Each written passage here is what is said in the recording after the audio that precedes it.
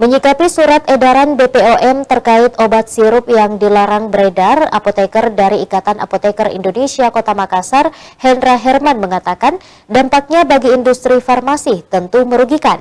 Namun di sisi lain, hal itu bisa menjadi quality control untuk menjaga kualitas produk bagi industri farmasi.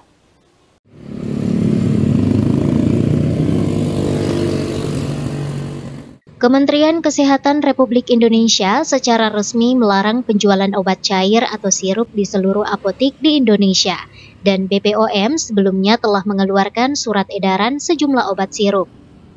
Penetapan obat sirup yang dilarang tersebut merupakan hasil pengawasan terhadap obat cair yang diduga mengandung cemaran etilen glikol dan dietilen glikol, yang diduga memicu meningkatnya penyakit gagal ginjal akut pada anak-anak yang secara misterius terjadi di Indonesia dalam 2 bulan terakhir.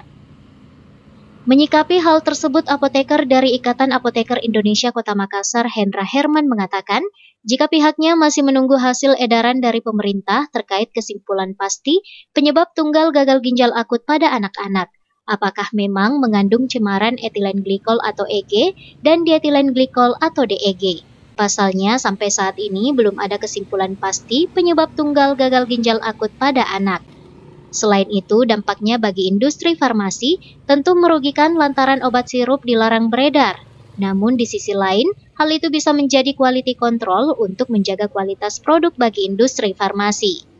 Itu yang disinyalir karena cemaran kandungan etilen glikol dan dietilen glikol, sebenarnya sampai saat ini belum ada kesimpulan pasti dari pemerintah bahwa penyebab tunggalnya adalah etilen glikol dan dietilen glikol, sehingga kita menunggu informasi dari baik itu Kementerian Kesehatan maupun dari BPOM untuk penyebab resmi. Baik, saat ini untuk peredaran obat itu BPOM sudah menerbitkan daftar-daftar obat sirup yang sudah bisa diedarkan kembali dan dinyatakan aman, tidak mengandung etilen glikol dan dietilen glikol di atas batas yang telah ditentukan. Untuk obat-obat yang lain yang tidak masuk dalam daftar sampai lampiran 3 kemarin itu kita masih menunggu hasil pemeriksaan, sehingga